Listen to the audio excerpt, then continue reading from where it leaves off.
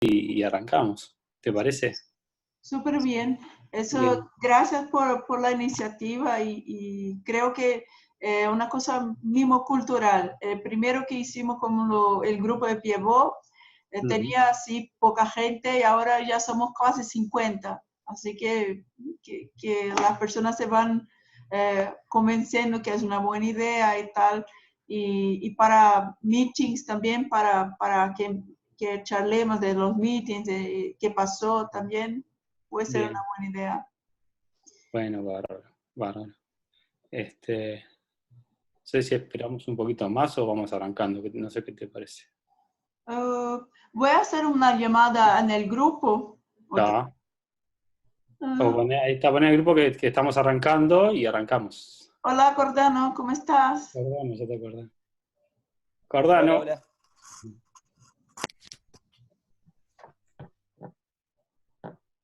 Ahí está. Martín, ¿qué haces? Querido, ¿cómo anda eso? ¿Todo bien? ¿Todo bien? Hola, Mónica. Hola, bueno verte. ¿Todo bien? ¿Todo tranquilo? Hey, ¿cómo va? Salió al final, salió. Salió. Sí. Oh, Miguel, ¿tú puedes compartir tu charla ya directo? Porque las personas van a ver la pantalla de la charla.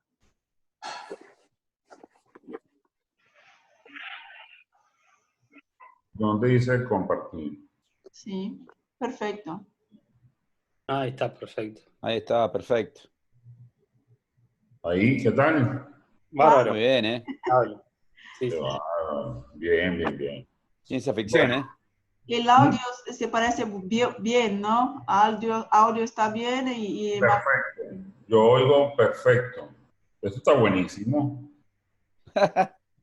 así estamos grabando. Martín, hace una presentación del profesor, por favor.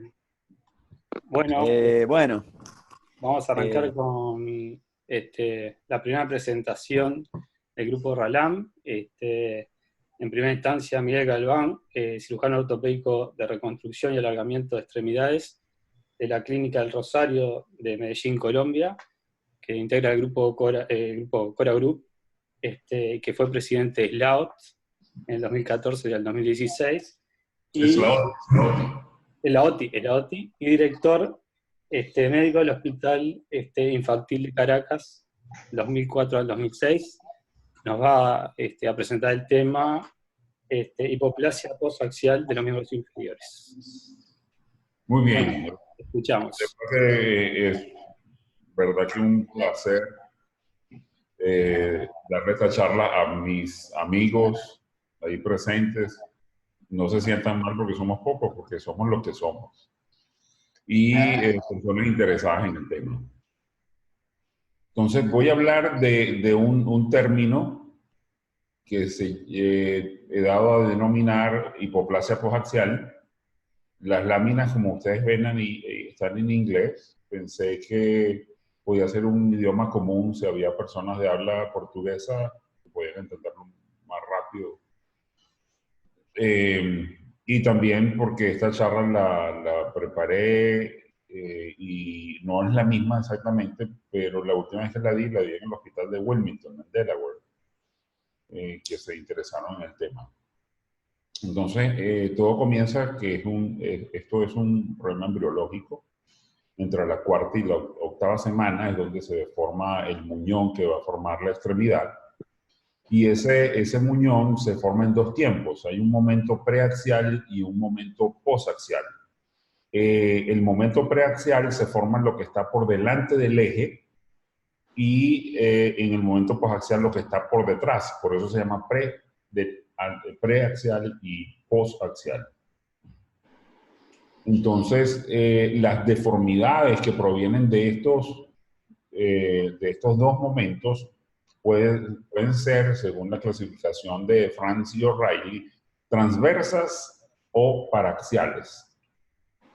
Cuando son transversas, entonces hablamos de amputaciones congénitas. Y cuando son paraxiales, son deformidades del eje. Es decir, lo que vamos a hablar hoy. Estas deformidades paraxiales se pueden dividir entonces, según su origen, en preaxial y posaxial. Entonces ahí ven en este dibujo, en esta figura, que en la preaxial es una deficiencia en el miembro inferior, porque puede ser el miembro superior, pero vamos a enfocarnos en el miembro inferior. Las deficiencias preaxiales incluyen la parte distal del fémur sobre la parte medial, la tibia y la parte medial del pie, es decir, es hemimelia tibial, y lo que se ve en una hemimelia tibial. Y en las posaxiales incluye la cadera, incluye el fémur, sobre todo fémur proximal, de ahí viene el término de deficiencia femoral focal proximal, que vamos a hablar a continuación. Puede ser una hipoplasia del cóndilo lateral del fémur, del peroné y de la parte externa del pie. Los primeros estudios de la hipoplasia posaxial se enfocaron sectorialmente en el estudio de las deficiencias por zonas. De ahí viene que en los años 60 se publicó en el año 68 la clasificación de Aiken, donde clasifica la deficiencia femoral proximal en A, B, C, como ustedes bien conocen. Hamanishi hizo una clasificación más amplia donde incluye el fémur, la ausencia del fémur, la deficiencia femoral focal proximal, y se va más allá e incluye también el fémur corto, lo que él llamó el fémur corto. Llama la atención que en su clasificación Hamanishi reconoce que estos pacientes presentan además una hemimelia fibular, una hemimelia peroneal. Entonces, las deformidades congénitas fueron también clasificadas por Papas, y él habló de anormalidades congénitas de la extremidad, del fémur, y él incluye en la tipo 7, 8 y 9 fémur corto.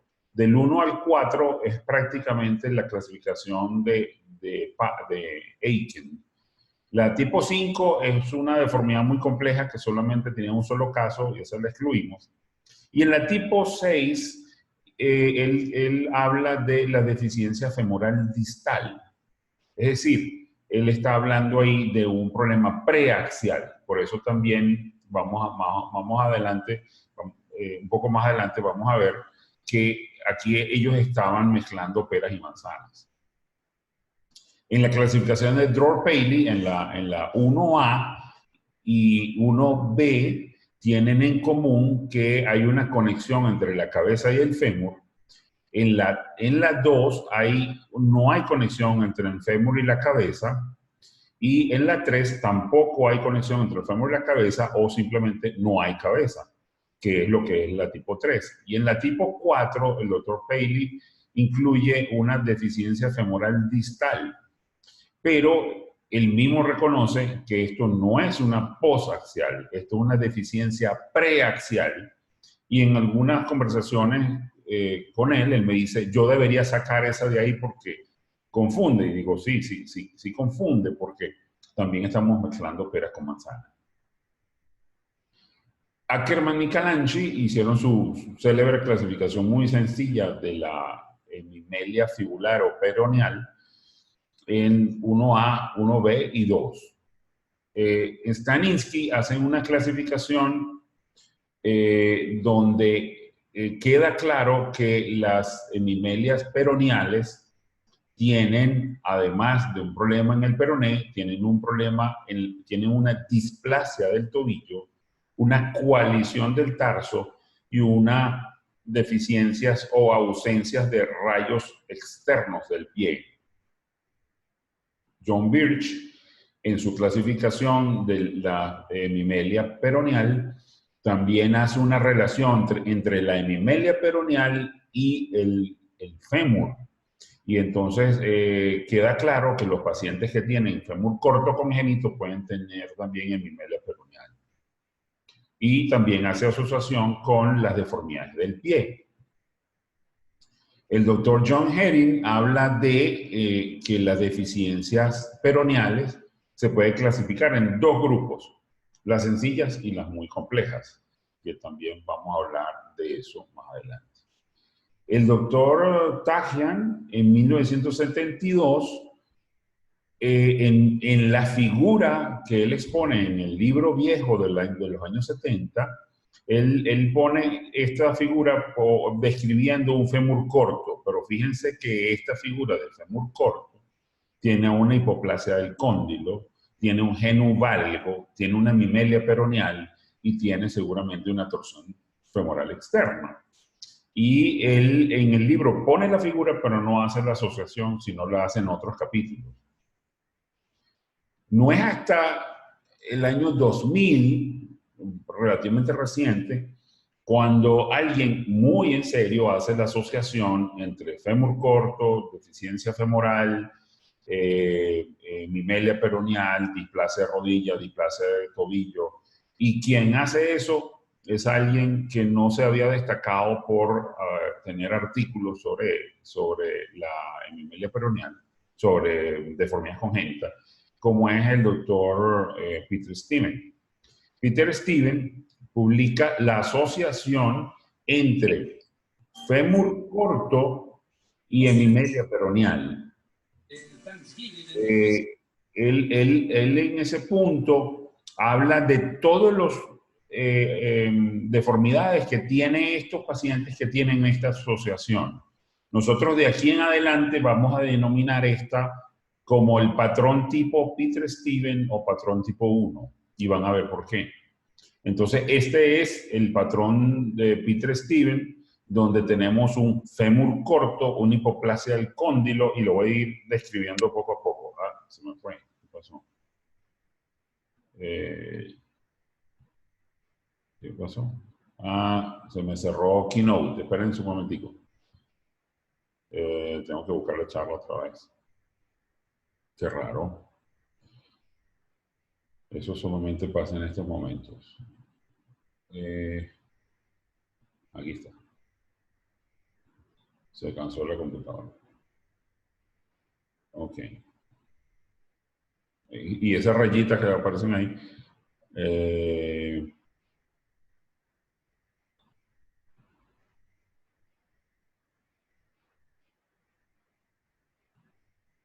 Aquí está. Ok, entonces tenemos el patrón, iba por acá, y entonces les estaba contando que estos pacientes tienen estas características. Fíjense en la radiografía, fíjense en el dibujo y fíjense en el paciente. El paciente le falta un dedo, tiene una genesia de los dedos. No todos necesariamente tienen que tener eso. Tiene una hemimelia peroneal. Tengo problemas con Keynote, así que me voy a abrir la de PowerPoint.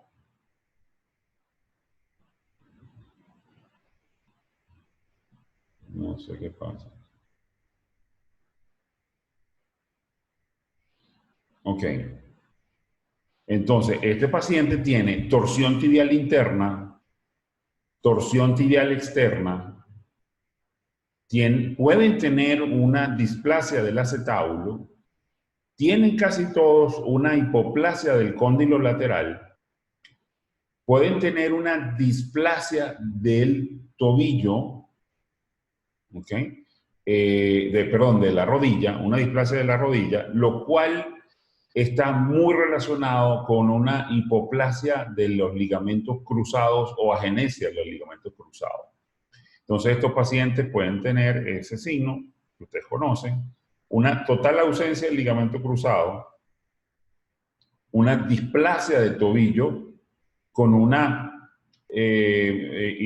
hemimelia peroneal o no, y pueden tener coalición del tarso y un acortamiento del pie. Estos pacientes que tienen este patrón, entonces nosotros deberíamos tratar en este orden, y es lo que propongo. Estabilizar la cadera, si está bien, no se le hacemos nada. Estabilizar la rodilla, es decir, ver muy bien si hay una inestabilidad de la rodilla. Habría que sustituir el ligamento cruzado. Si hay una hipoplasia del cóndilo externo, en algo hay que corregirlo. Si tiene una torsión femoral hay que corregirla. Si tiene una torsión tibial interna, tibial, hay que corregirla. Si tiene una displasia del tobillo hay que corregirla. Y de último, se piensa en alargamiento, que es el patrón. Vamos a poner de ejemplo el mismo paciente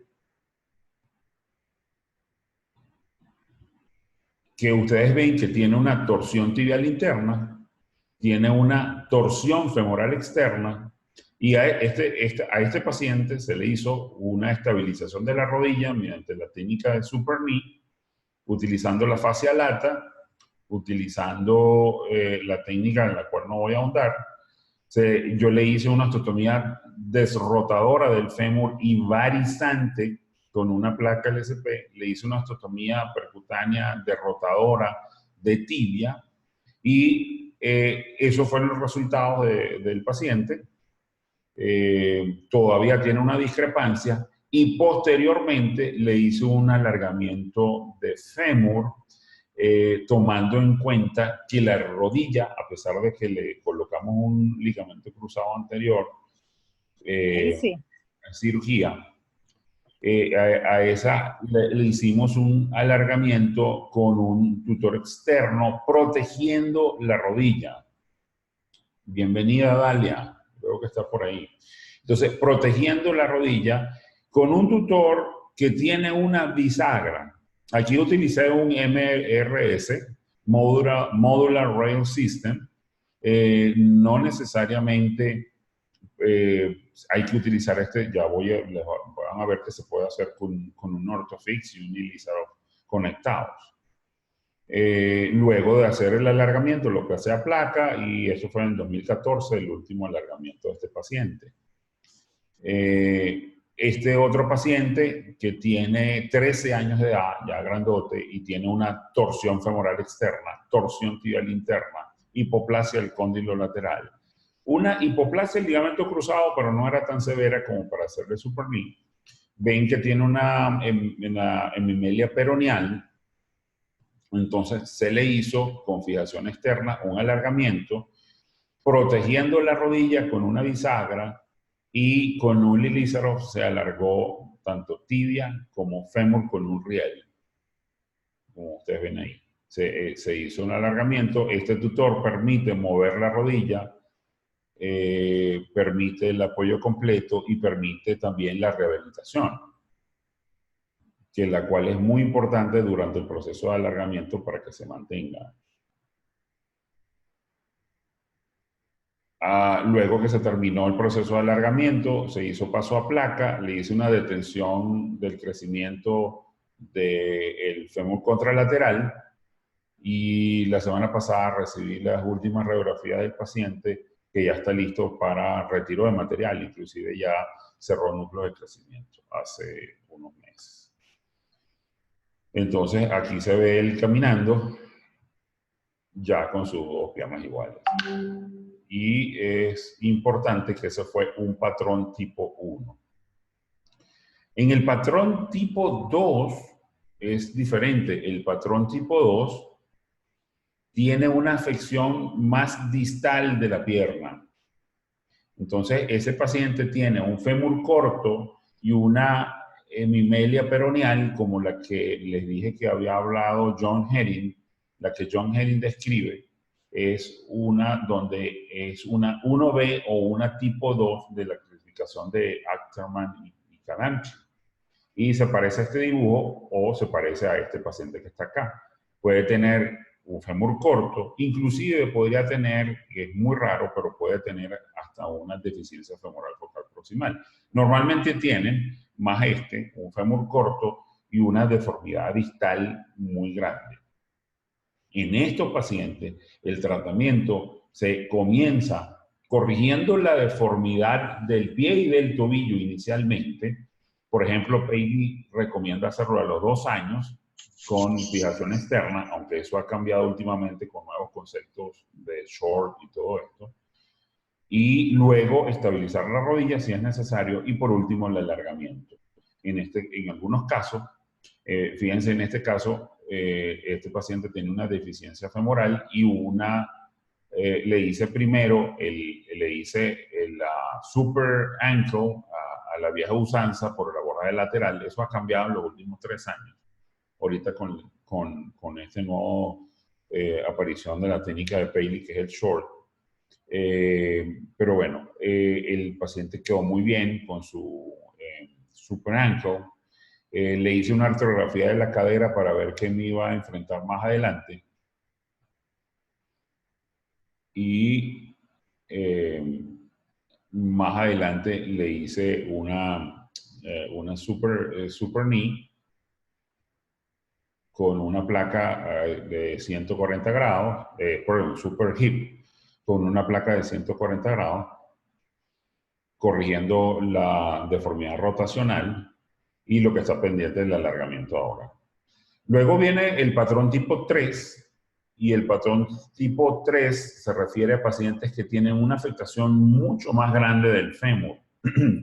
Puede ser, fíjense que en el Tajan, en estos capítulos de deficiencia femoral focal proximal, sí hace ver la relación que hay entre la hemimelia peroneal y la deficiencia femoral.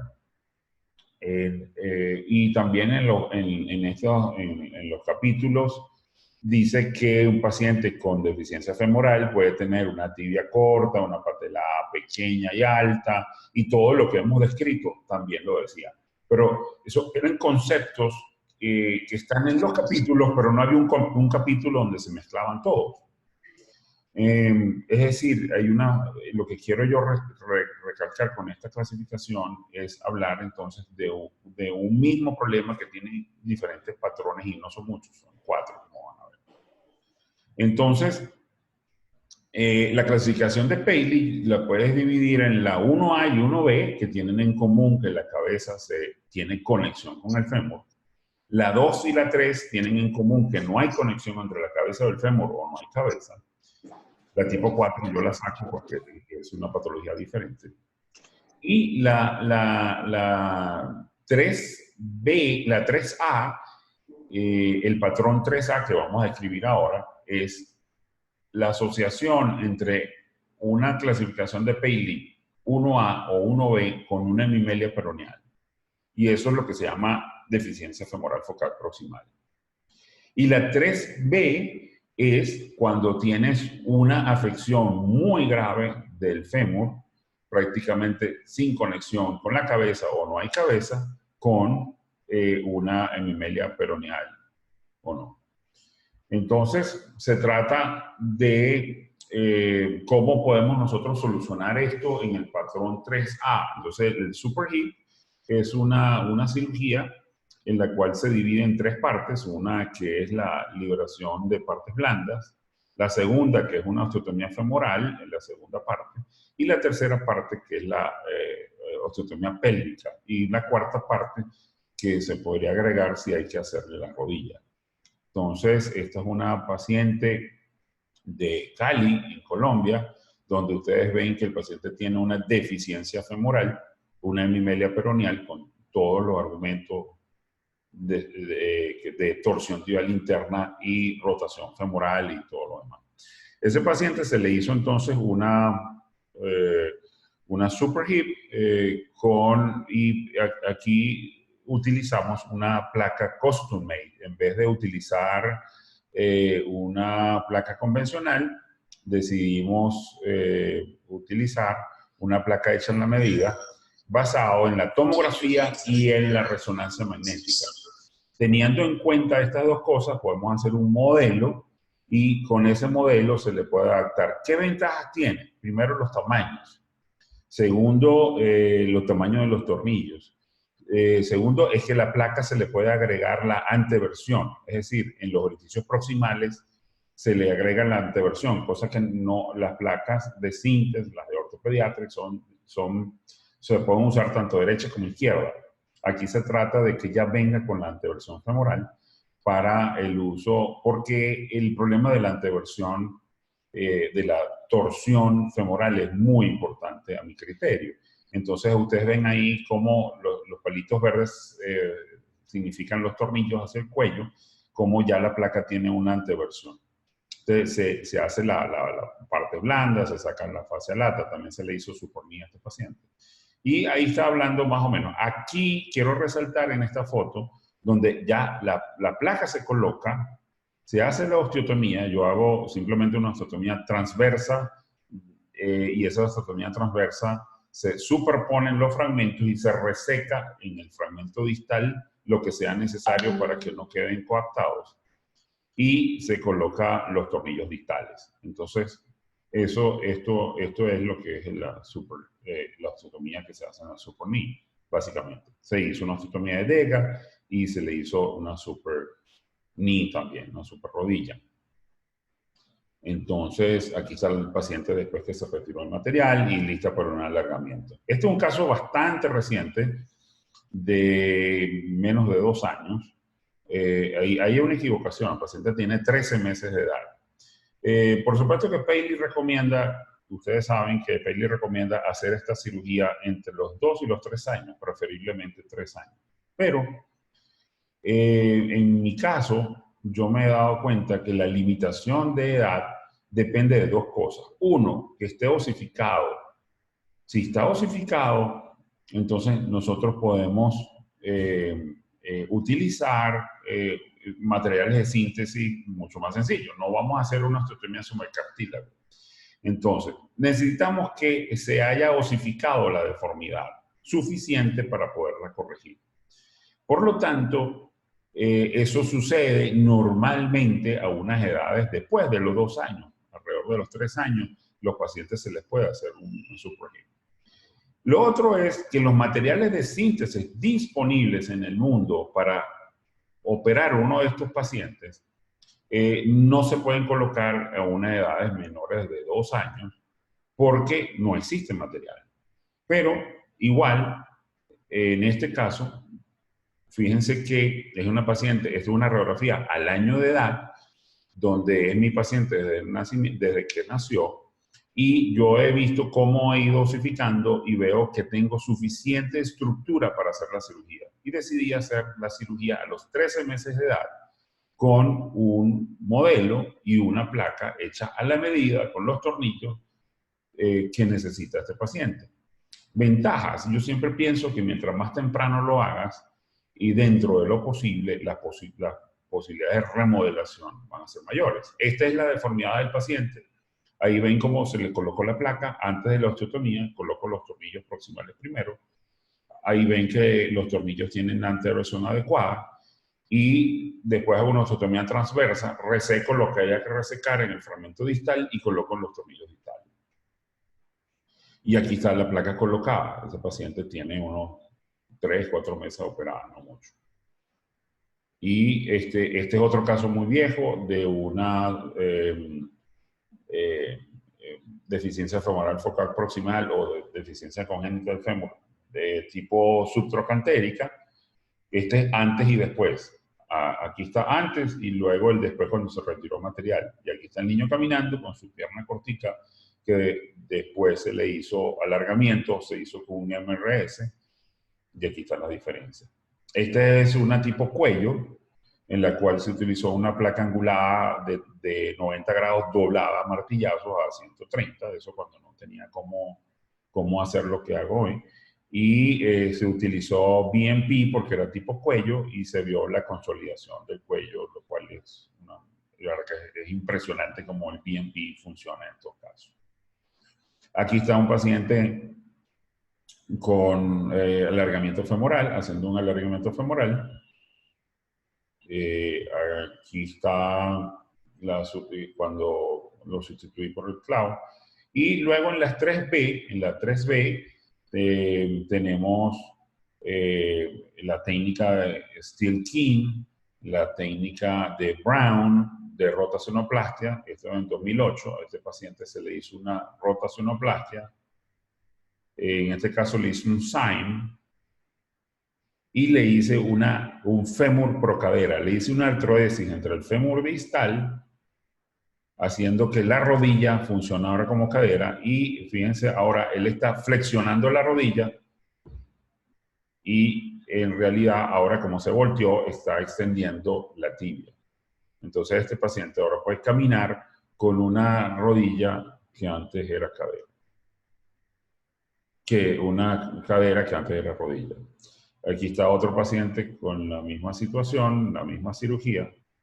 Este es uno de los más recientes que hice este año, donde se ve la totalmente deficiencia femoral hace que sea inoperante para la colocación de la prótesis. Este paciente usaba esta prótesis. Esta es la imagen. Y aquí están los resultados actuales. Aquí está la artrodesis del fémur a la pelvis. Y aquí está el muchacho 2 meses después operado, donde se transfieren todos los músculos. Esto es una cirugía muy interesante. Martín, me imagino que habrás visto alguna de estas allá en West Palm Beach. Y aquí está el operado. Aquí estamos esperando que la prótesis ya se la mandó a hacer. Espero que se la entreguen este año. Quisiera que se la entreguen de regalo de Navidad. Eso lo cubre la Seguridad Social. Espero que se la entreguen este año. Entonces, finalmente, las deficiencias femorales se pueden dividir en preaxial, posaxial, y aquí están los 3 patrones. El patrón tipo 1, el 2, el 3A y el 3B. Y bueno, eso es todo. Y aquí termina esta charla.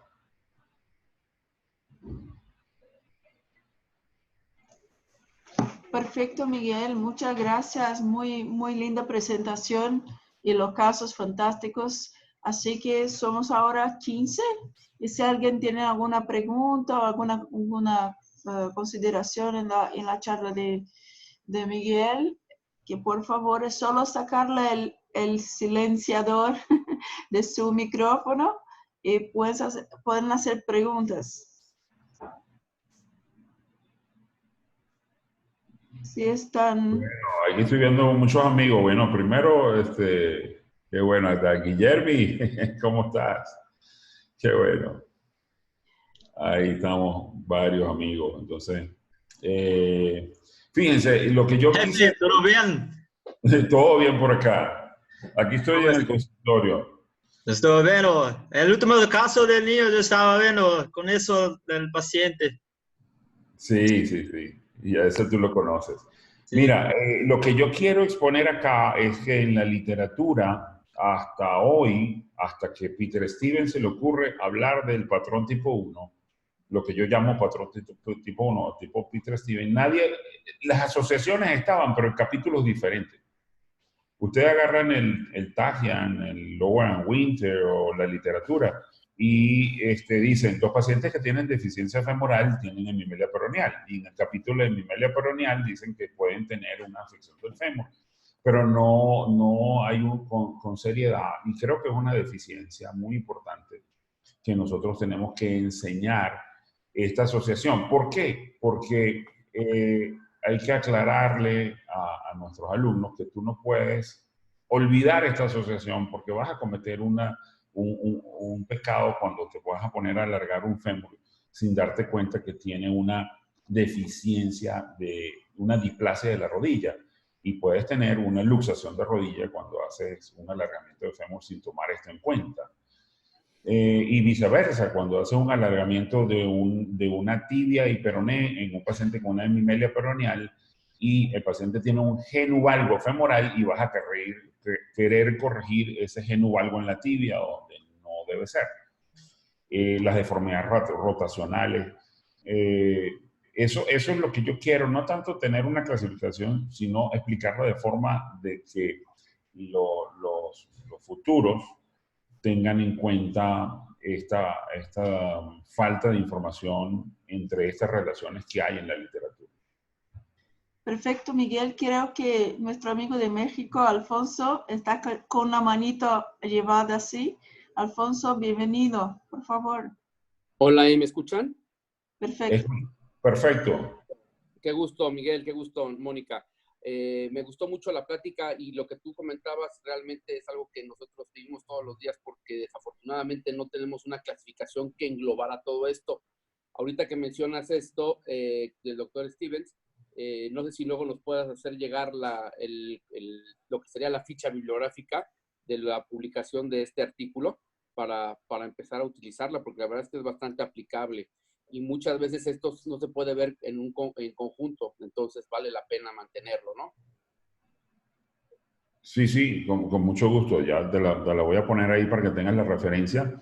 Fíjate que el año 2000, lo que yo quiero aclarar es que Peter Stevens en el año 2000 publica solamente el patrón entre fémur corto congénito y, solamente el patrón entre fémur corto congénito y hemimelia peroneal tipo 1. Okay. Inclusive tuve la oportunidad de dar esta charla en Cartagena cuando él fue invitado al Congreso Nacional y hablé con él aparte porque él fue el que me incentivó a hacer esto. O sea, él describió un patrón. Entonces aquí tienes, él describe esto que está acá, no sé si lo ven en la pantalla. Él describe el tipo 1. El tipo 2 es otro donde la deficiencia peroneal es mucho mayor, con deformidades de la tibia muy importantes y agenencia de los dedos del pie. Y la 3 es la asociación entre deficiencia femoral focal proximal, PFFD, y la hemimelia peroneal. Perfecto, Miguel. Aquí también nos habla Dr. Martín Delia, nuestro próximo presentador. Hey. Miguelito, ¿cómo andás? ¿Qué tal? Un placer. ¿Qué tal, amigo? Muy bien. Miguel, mira, te quiero hacer una pregunta con respecto al momento ideal en el cual decidís operar las super hip. Viste que, bueno, hay como un consenso que vos lo planteaste muy bien, que hay que esperar que se calcifique medianamente el fémur proximal. Pero hay un caso que son estos tipos cuello. Primero que nos expliques a todos bien a qué denominas los tipos cuello, que fue un caso que yo creo que te lo envié para ver cuál era tu opinión, te lo envié hace unos meses, que realmente era un paciente que tenía 5 años, no calcificaba la cabeza y ya no se la podía equipar porque la cadera porque estaba muy en rotación externa todo el miembro, y bueno, lo operamos y ahora, digamos, anda más o menos bien, lleva 3 meses nomás y rezando que se empiece a calcificar. ¿Tenés alguna conducta en especial, más allá del BNP, que en Argentina no está disponible? Porque hay que operarlas, digamos, cuando llegan a cierta edad, ¿hasta cuándo uno va a esperar? No sé si se entiende la pregunta. ¿Micrófono? Sí. Ahí está. ¿Me oyen? Sí, ahí sí. Okay. En las deficiencias femorales tienes, en las que son la tipo 1B y la tipo 2, tienes un Anlash, es decir, un anlaje. Un anlaje es una palabra alemana que se utiliza se utiliza de hecho en el lenguaje común, es para hablar de algo que que está en estado primitivo y no ha madurado. Entonces, en este caso, en ortopedia infantil, utilizamos la palabra de anlaje para destacar un cartílago primario, el cual no se ha osificado y su osificación puede ser muy lenta. Cuando tenemos ese anlaje en una zona como esta que ven aquí a la izquierda y está por debajo del trocánter, entonces está en una forma, en un sitio donde es la osteotomía. Entonces ahí tú resecas la pseudoartrosis, te queda hueso sangrante de ambos lados y cuando pones la placa, eso consolida muy bien, porque tú estás resecando un cartílago realmente patológico. Pero cuando tienes un tipo cuello como este, no puedes resecar el cuello. Si resecas el cuello, primero necrosas la cabeza, no más seguro. Y lo otro es que alteras toda la anatomía, te quedas sin cuello. Entonces, pero está el cartílago ahí. Entonces, el hecho de colocarle BNP, quizás para mí, que he visto utilizar, aquí se utiliza el BNP muchísimo. Y yo no estoy muy seguro que funcione en adultos. No estoy muy seguro que funcione en pseudoartrosis, pero estoy muy seguro que en niños, cuando se coloca en un cartílago inmaduro, él parece que despertara hacia ese cartílago y se osifica. Es una cosa impresionante. Mira, esta radiografía, este paciente fue operado, si mal no recuerdo, el 20 de diciembre. Aquí está, diciembre 20. Le coloqué el BNP acá y esta radiografía es del 11 de enero. No han pasado 3 semanas. Y fíjate cómo empezó a osificarse y en mayo, o sea, 5 meses después, tú ves que hay un cuello. Fue una cosa realmente impresionante. Eso me ha pasado varias veces cuando lo utilizas en cartílago primario. Es el único sitio donde lo he visto funcionar. ¿Qué he hecho yo? Si no tengo BMP, puedes utilizar. Hay una matriz ósea desmineralizada que no viene en crema, en putty, sino que viene en láminas. Y tú puedes cortar esas laminitas e introducirlas por este orificio. También funciona. Es mucho menos cantidad de BMP. Sabemos que la matriz ósea desmineralizada tiene BMP y dependiendo del lote, de la marca, tenga más o menos. Yo he utilizado la matriz ósea desmineralizada en láminas de síntesis con buenos resultados en este caso. ¿Ok? Si no tienes el BMP y funciona también. Una cosita más, a esos pacientes que no osifican, los esperas un poco más, ¿no? Los operas más grandes, 4 o 5 años, ¿no? Sí, claro. Sí, ¿no? Sí. Claro, le das más chance. A ver, si es una tipo cuello, no tiene ningún sentido esperar mucho tampoco. Pero sí, espero que tengan una suficiente osificación de ambos extremos para poder... Es que la limitación es el material de síntesis. Entonces, lamentablemente, tenemos que esperar a que nuestro hueso alcance la placa. Si tú tienes una forma de hacer una placa custom made, entonces mucho mejor. Si no la tienes, hay otra que esperar. Perfecto. Martín, siga con tu caso. Y Miguel, tienes que desconectar tu pantalla. Sí, gracias. Ok, voy. Para que... Martín, lo tengo el caso, pero se quiere pasar de su computadora. A ver, déjame que busco... Sí, para que busco la... Tú vas ahí en mi máquina. Abajo, la cosita verde, donde dice share, ¿ok? Para que tengo que buscarlo. Ya no dice, I cannot share because... Miguel. ¿Dónde le hago? Más arriba. Arriba dice nueva función, dejar de compartirlo. Déjame ver si puedo hacerlo para... Ya, me voy a salir de la reunión, me vuelvo a meter. Ok. Vale, para que... Ahí busco. Un segundo. Para que un segundo que busco. Solo porque tú puedes pasarla solo, si no, tengo la abierta. No creo que la puedo pasar. Déjame buscar.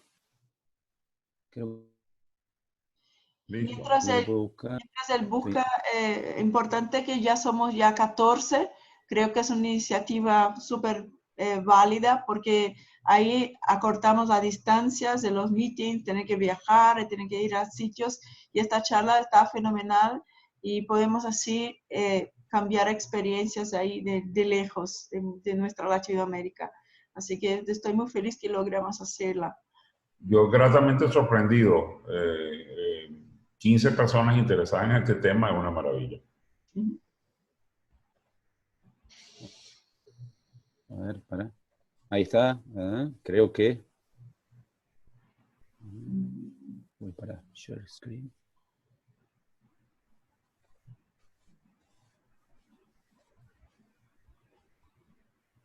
Y solo para que mientras él busca la charla, Miguel, si puedes comentar sobre la hemipifisiodiasis bilateral para parar el crecimiento. A veces el de la literatura está diciendo ahí que no es súper seguro por tener sobrecrecimiento a veces o algo así. ¿Ya ha pasado contigo? ¿O crecimiento desigual? Algo así.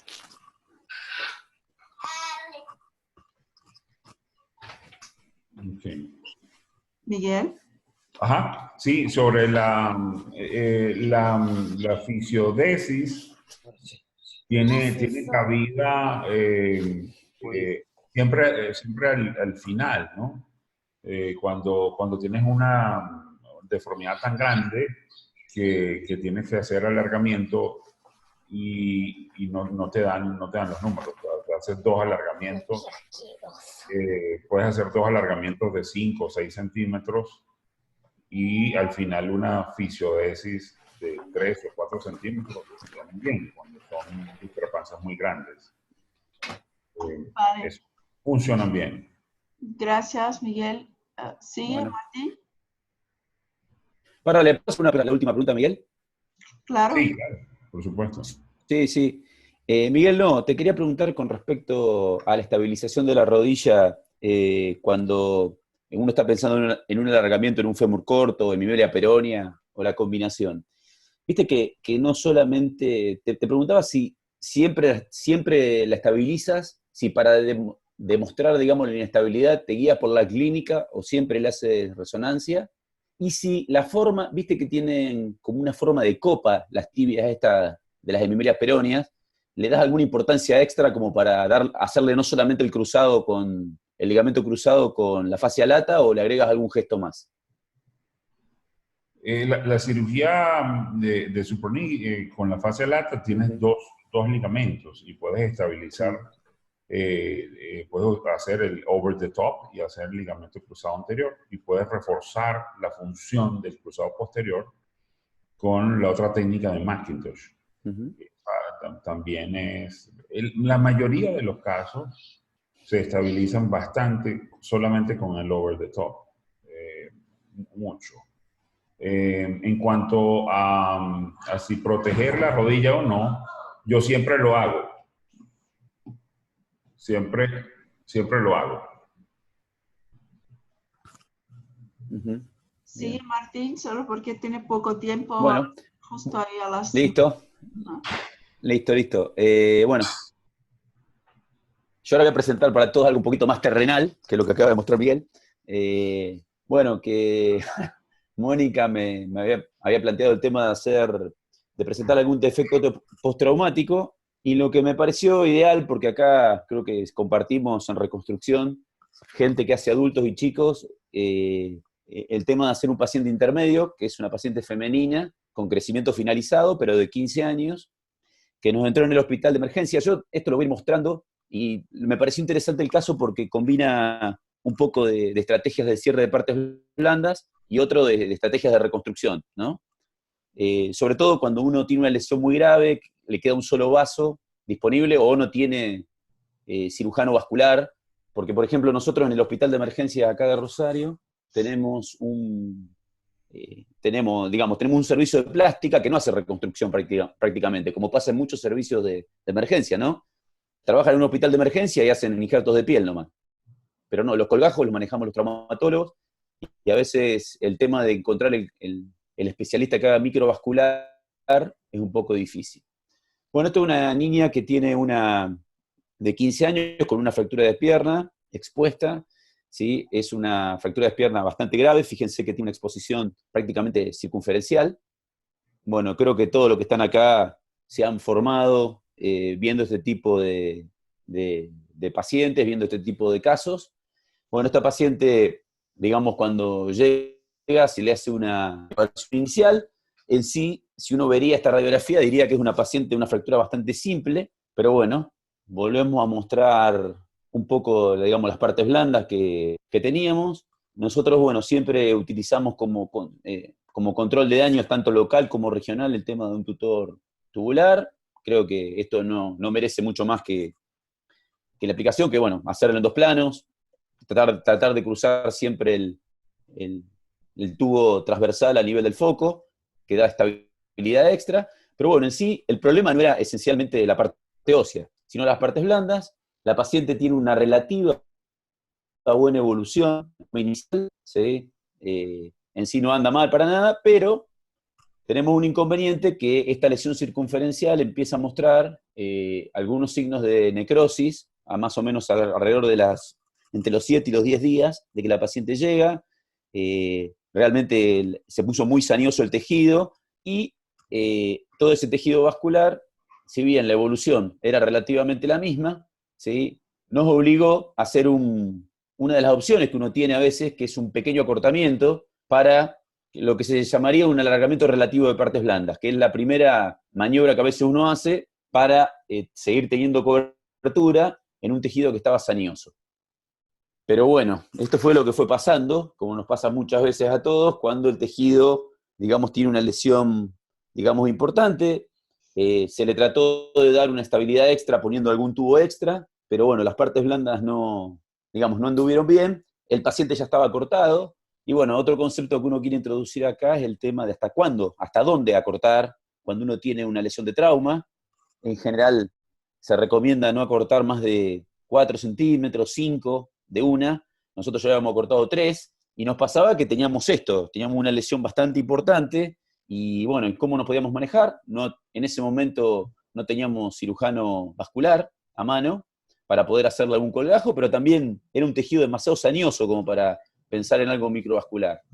Entonces una de las opciones que nosotros utilizamos a veces, ¿sí?, es la utilización de, creo que lo utilizan muchos de ustedes, que es una técnica de Masquelet, que nos permite, más allá de la resección de partes blandas, y hasta que el cemento quede expuesto durante un tiempo, generar como un segmento óseo, ¿sí?, en el cual, un segmento de hueso, para no perder integridad y tener estabilidad. Ya pasamos de un tutor de trauma a un tutor de reconstrucción. Otra cosa que aclaro, yo creo que acá hay mucha gente, sobre todo en Brasil, se utiliza muchísimo el tutor circular. Yo a veces lo utilizo muchísimo, pero para reconstrucción de congénitas o reconstrucción de alguna lesión crónica. Tengo mis reparos de utilizar a veces, creo que hoy digamos, el tipo de fijación circular solamente con Jans ayuda muchísimo, pero a veces cuando las partes blandas están muy golpeadas, el tutor circular, digamos, hay que evaluar el tema de manejar monoplanar y circular. Yo a veces me guío un poquito por el monoplanar porque, bueno, se le genera más injuria al paciente, el abordaje solamente es por la cara interna de la tibia, pero bueno, esto es un tema de discusión. Explico por qué en este caso no uso circular y me guié por un monoplanar. Bueno, el tema que al paciente lo que se le hizo, como no se lo podía cortar más, porque ya llevaba 4 centímetros de acortamiento, intentamos no acortarlo más. Hay que tener en cuenta que cuando uno acorta demasiado puede generar algún conflicto de retorno venoso, y bueno, y el paciente, son el famoso paciente que no arranca, que no evoluciona bien. Le colocamos una técnica de Masquelet. La técnica de Masquelet nos permite eso, nos permite generar el segmento óseo con antibióticos, hacer algún debridamiento local, genera una pseudomembrana, impide que el paciente se acorte, y el paso siguiente, una vez que medianamente el paciente se estabilizó, una vez que el paciente estaba estabilizado, ¿sí?, las partes blandas, digamos, nos permitió poder cerrar partes blandas, ¿sí?,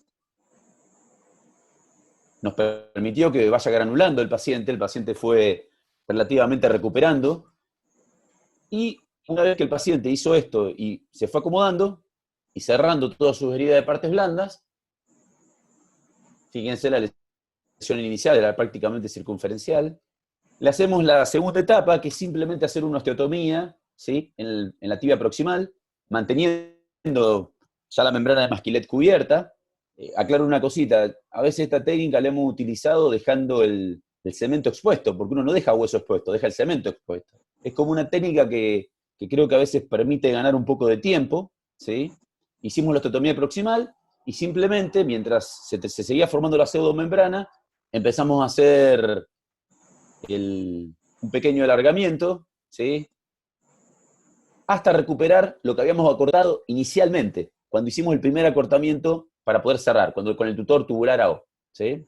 Entonces vamos ganando, y una vez que recuperamos, con el alargamiento, el acortamiento inicial, ¿sí?, recién es el momento en el cual ingresamos, seccionamos la membrana, ¿sí?, la membrana de Masquelet, sacamos el cemento, y ya esto para los que están acá no es ninguna novedad, digamos, simplemente lo único que hacemos, como ya recuperamos la longitud de la pierna, cerramos cuidadosamente la membrana de Masquelet, y lo único que hacemos, transformamos, obviamente, trabando la torreta distal y liberando la del medio, lo transformamos en un transporte, ¿sí? Es decir, y transformamos en un transporte bajo un tejido relativamente vascular, ¿sí?, que permite que claramente en esta zona está la membrana, y tomando los mismos recaudos que uno va tomando a medida que va haciendo cualquier transporte. ¿Qué beneficios hemos encontrado? Ya tenemos por lo menos 10 casos, calculo que en algún momento haremos una publicación, usar, digamos, esta masquelet, entre comillas, con fijador externo. No hemos tenido necesidad de hacer injerto en el docking. Evidentemente, fíjense que es la zona prácticamente de la fractura inicial, es una zona distal. Evidentemente le genera alguna vascularización nueva que permite, digamos, hacer el transporte en un manguito vascular, ¿sí? Bueno, que le da mejor biología, ¿sí? Y después, bueno, en sí fue un caso que realmente no, lo pudimos resolver, creo que el resultado fue bastante bueno. No tiene un gran callo distal, pero realmente ya tenemos varios casos, de hecho, de técnica de masquelet con fijación externa, y bueno, nos evita el paso de tener que colocar injerto en el docking. Como una pequeña reflexión, esta es una paciente, digamos, un poquito borderline, porque está sobre el final de su adolescencia. Para los que tienen que ver chicos o vemos pediatría de adultos, bueno, los pacientes menores de 12 años requieren un manejo menos agresivo, suelen curar más rápido, uno puede dejar tejido desvitalizado, ¿sí? Porque tienen menos complicaciones, porque en general se hace un creeping y tienen menos complicaciones en general. Los mayores de 12 años prácticamente que se comportan como adultos, o sea, uno no puede dejar tejidos expuestos, tejidos desvitalizados, porque realmente se necrosan. En general, cuando uno trata a pacientes más chicos, hay varios trabajos que hablan que en las fracturas de relativa baja energía, y si uno no tiene ortopedista a mano, le puede recomendar a los pediatras que a veces, haciendo tratamiento antibiótico inmediato, ¿sí? El paciente puede esperar 6 horas a que llegue el traumatólogo, digamos, entrenado en hacer, en estabilizar al paciente sin aumentar el riesgo de infección. Eso, como siempre decimos, creo que todos los que trabajamos y no hemos formado inicialmente en trauma, podemos saber que el primero que opera es fundamental para el pronóstico del paciente. Porque si no se le agrega una noxa más al paciente que ya tuvo una lesión grave. Y bueno, saber que en las fracturas de baja energía hay varios trabajos que hablan que tratando solamente con antibiótico, los porcentajes son bastante bajos de infección, tenerlo en cuenta como un elemento, y que se le puede tratar tranquilamente, hay bibliografía que avala que se pueden tratar los pacientes son simplemente con antibióticos y no habría problema inicial. Eso cuando uno trabaja en alguna guardia pediátrica o si trabaja con adultos y tiene que ver chicos, es interesante saberlo para no salir a las corridas, ¿no?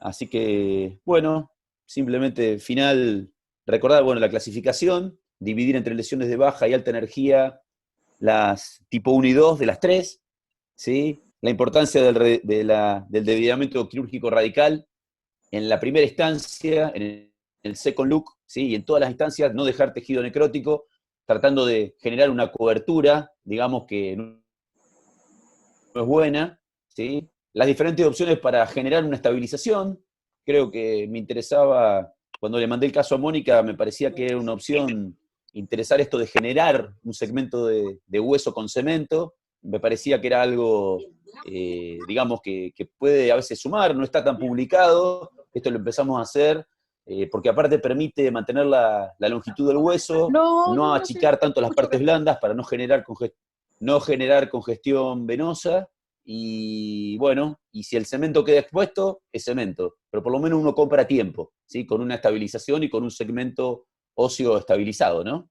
Y bueno, después la etapa de reconstrucción creo que es lo que podemos discutir, si uno lo quiere hacer con circular, sin circular, y esta opción de usar masquelete con fijación externa, que bueno, a nosotros hasta ahora nos viene dando buenos resultados, vamos a tratar de publicarlo para poder compartir la experiencia, ¿no? Así que bueno, ahí estamos. Final. No sé Fantástico caso, Martín, de verdad que con muchos conceptos y claro que debería tener una discusión más extensa, pero si alguien tiene alguna, aquí está acordando, ¿sí? Hola, hola.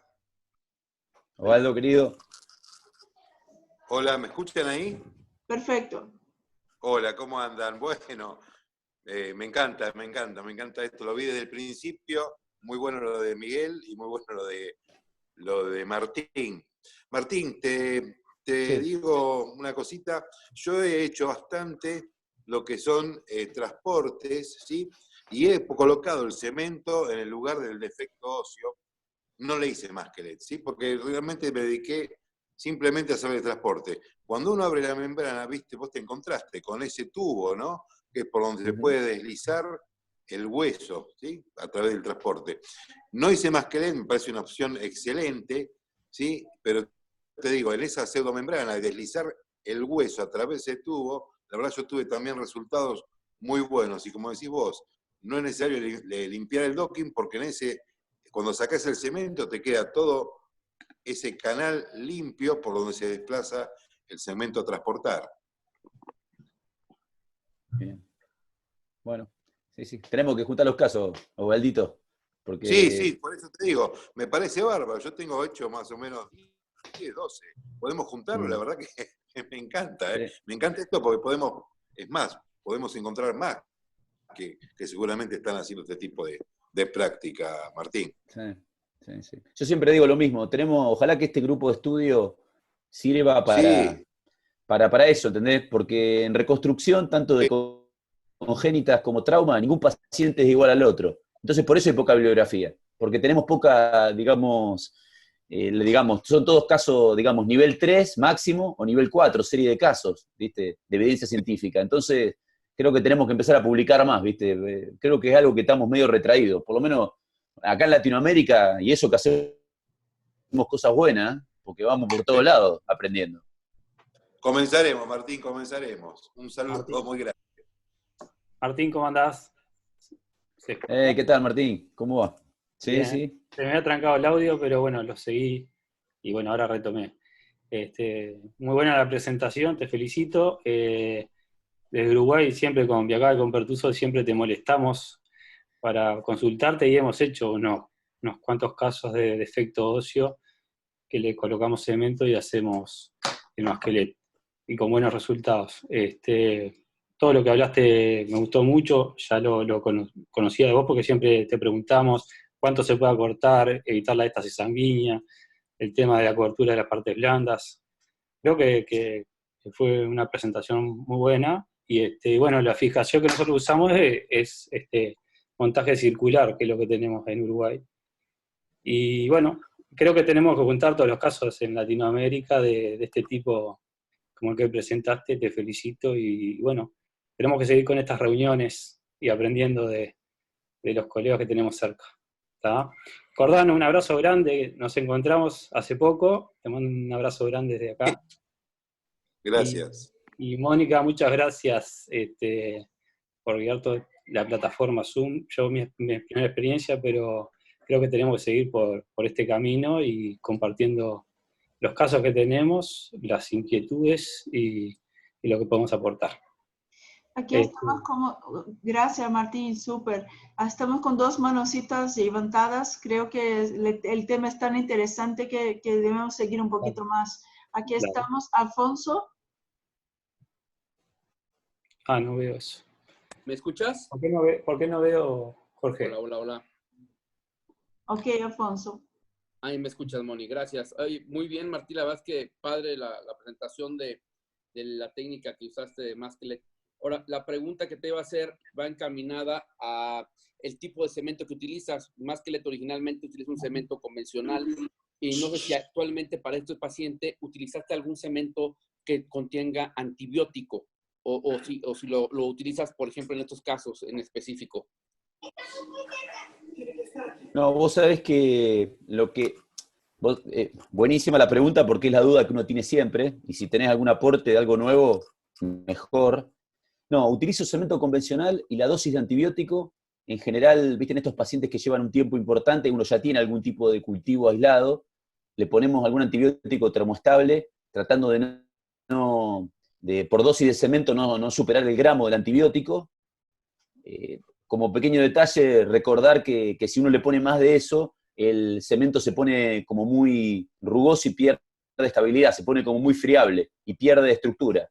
Así que eso, decir, no, pero realmente lo voy haciendo custom made, o sea, muy, muy artesanal, no, Muy bien, muy bien. no tengo algo específico. Sí tomo el recaudo de hacer bien Masquelet, que es agarrar con el manguito de cemento, bordear casi 1 centímetro el fragmento proximal y el fragmento distal, cuestión de que realmente la membrana termine bien 1 centímetro por encima del extremo superior y 1 centímetro por encima del extremo inferior, para que realmente no sea lo que decía Osvaldo, no sea un elemento de bloqueo cuando desliza el hueso.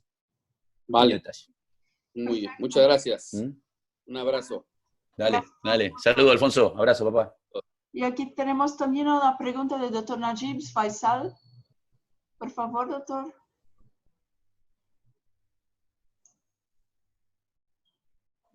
Doctor Najib. No veo su vídeo y ya está con micrófono.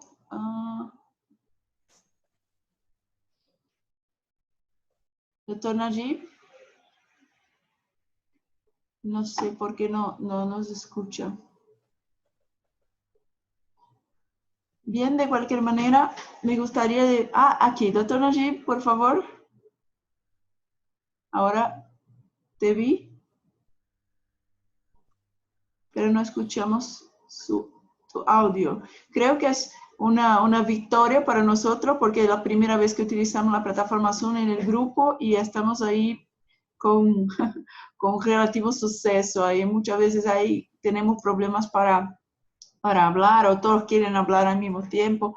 Y ahí, doctor Najib, ¿está por ahí? Ok, entonces hablas tú, Cordano. Sí, Mónica. Martín, una preguntita nomás. Cuando pones el cemento, ¿le colocas un eje de algún tipo de metal tipo Steinman, extremo proximal y distal, para que no se mueva, para mantener la longitud, etcétera? Porque a veces el cemento, viste, se mueve dentro del lugar o de la falta del cuello. Sí, lo hago. Sí. Perfecto, sí, lo hago en tibia. Mira, si no tengo que, como no tengo que superar así los 4 centímetros, no. Porque aparte, viste, como le hago el enganche hacia arriba, tipo copa de champán arriba y abajo, y cuando lo comprimís, tomo el recaudo que una vez que se fragúa, lo comprimo y lo dejo bien comprimido. En fémur siempre le pongo un alma, porque es muy difícil de poder manejar más un fémur con toda la parte blanda inflamada. Siempre le pongo un alma, siempre. Excelente. Y lo que hago, y otra cosa que agrego para reducir la posibilidad de colocar y que el sistema esté más estable, en este caso no, pero en varios lo que hago es, una vez que saco el cemento, coloco un clavo de Ender, bueno, bonito, barato, como decimos en Argentina, y creo que en toda Latinoamérica, de 4 milímetros para que me sirva de eje en el transporte. Reduce mucho la posibilidad de tener una infección, porque le da más estabilidad, menos recambio de shunt, y realmente uno se asegura, sobre todo en fémur, que viste que a veces es difícil de controlar con un fémur voluminoso, es muy útil porque realmente uno se queda tranquilo del eje, ¿no? Sí, sí. Con un clavo de Ender, bien barato. Bien. Disponible en cualquier ortopedia, en cualquier quirófano. Pero vos te reí, a veces, hasta el Ender tiene el ojito arriba, que permite con un Kirchner doblado hacerle como una grapa y uno lo deja fijado. Entonces cuando transporta, cuando larga, no se mete, no se sale, no va, no viene. Sí, nada. Es verdad. Bárbaro. Perfecto. Vale. No sé por qué no logramos hablar con el doctor Najib, pero perdón, mil perdones, porque algo pasa con el audio. Bien, amigos, fue un placer discutir los dos casos. Creo que la experiencia fue positiva. El paso a la próxima organización, doctor Martín Russell, que puede proponer los otros dos colegas y que podemos organizar ahí, que parecen a ustedes a final de enero y así a cada 2 meses y así somos más colegas y pueden hablar a tus colegas que esto está grabado y que se puede enviar el link, ¿ok? Perfecto. Bien. ¿Cómo sería, Mónica? Si uno le pasa el link a alguien, ¿le sale la grabación? agarra la grabación o cómo es o hay un link especial para la grabación? No, el link de la grabación tenemos que dar, porque está grabada aquí en mi computadora que está como host, así se pueden Perfecto. ver de fuera, no hay problema, ¿ok? Es súper pesado. Lo que sí recomendaría que vos, Sí, por favor. Mónica, perdón, es una emoción, recomendaría que siga siendo vos el host, porque hasta que nosotros aprendamos, vamos a estar un rato largo. Es verdad, es verdad. Sí, es verdad, así que... Y una cosa de escribir los nombres, de dónde son las personas, también nos ayuda porque estamos ahí haciendo una acta de la reunión, quién está y quién no está, y así no conocemos a todos los nombres. Renomé a algunos que sabía, pero es interesante que los hagan. Esto es un costumbre de hacerlo y nos da mucho gusto de tener el grupo junto, y ideas van a aparecer de hacer trabajos y cosas, y así seguimos. Ok, muchas gracias por toda la participación de todos y así terminamos este meeting. Un abrazo a todos. Dale. Un beso para todos. Dale. Chao Martín, chao Galván. Chao, chicos. Martínez. Cuídense mucho y gran experiencia. Los dos Muy lindo. Martínez. Dale, hasta luego, hasta luego.